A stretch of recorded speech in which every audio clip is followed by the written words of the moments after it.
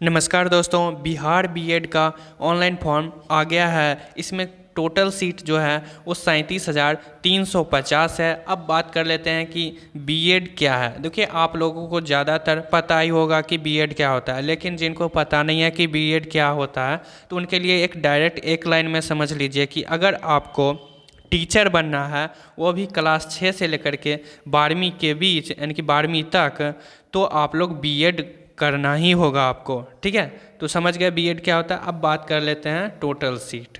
Total seat 37,350 ये हम पहले ही बता दिए हैं। और अब बात कर लेते हैं कि ये अप्लाई कब होगा, यानी कि आप लोग ये फॉर्म कब से भर सकते हैं। तो अप्लाई का डेट है 9 अप्रैल से लेकर के 5 मई तक आप लोग इस फॉर्म को फिल कर सकते हैं। अब बात कर लेते हैं कि इस फॉर्म को भरने के लिए कितना पैसा लगेगा, यानी कि फ़ी का। तो इसमें फ़ी जनरल के लिए लगेगा 1,000 रुपया, बीसी और ईबीसी के लिए 750 रुपया और एससी एसटी के लिए 500 रुपया लगेगा। अब बात कर लेते हैं कि एडमिट कार्ड कब आएगा। ठीक है, फॉर्म भर दिए तो एडमिट कार्ड आएगा ही।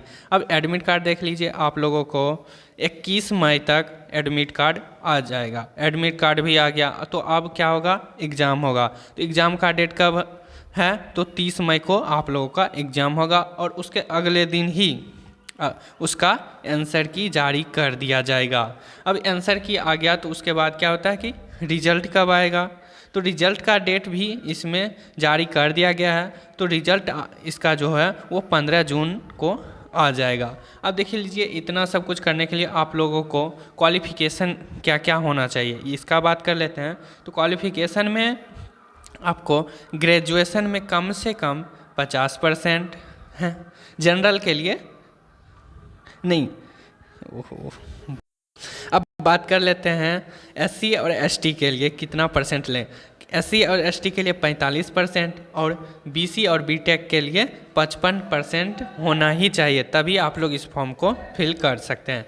अब बात कर लेते हैं सिलेबस क्या क्या होने वाला है। तो सिलेबस में आप लोगों को 120 क्वेश्चन रहेगा और एक क्वेश्चन पर एक क्वेश्चन, यानी कि 120 क्वेश्चन तो 120 मार्क का रहेगा। और टाइम कितना दिया जाएगा, तो टाइम आप लोगों को 2 घंटा दिया जाएगा 120 क्वेश्चन सॉल्व करने के लिए। अब बहुत लोगों को कन्फ्यूजन होता है कि निगेटिव मार्किंग होगा कि नहीं होगा, तो हम बता देते हैं कि इसमें निगेटिव मार्किंग नहीं होता है। ठीक है, अब बात कर लेते हैं कि किससे कितना क्वेश्चन पूछा जाता है। ठीक है, एक दो क्वेश्चन इधर उधर होता है, लेकिन इतना कम से कम ज़रूर होगा। ठीक है, तो जनरल इंग्लिश में कम से कम तो 15 क्वेश्चन। ठीक है, जनरल हिंदी में 15 क्वेश्चन, रीजनिंग में 25 क्वेश्चन। ठीक है, रीजनिंग से 25 क्वेश्चन रहेगा ही। ठीक है, अब बात कर लेते हैं जीके जीएस से।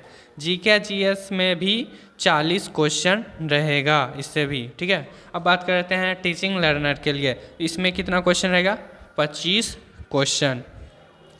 देखिए, अगर आप चैनल पर नए हैं तो चैनल को सब्सक्राइब कर लीजिएगा, क्योंकि इस चैनल पे आप लोगों को हर अपडेट मिलता है। ठीक है, लेटेस्ट अपडेट। और आप लोगों को फॉर्म कैसे भरना है, कैसे क्या होगा, अगर आपको कुछ भी पूछना है तो कमेंट कर सकते हैं, या फिर ग्रुप का लिंक डिस्क्रिप्शन में है, तो वहाँ से आप लोग ग्रुप ज्वाइन करके मैसेज कर सकते हैं व्हाट्सएप पर। ठीक है, तो ज़रूर ज्वाइन कर लीजिएगा। अब बात कर लेते हैं पासिंग मार्क्स कितना होना चाहिए।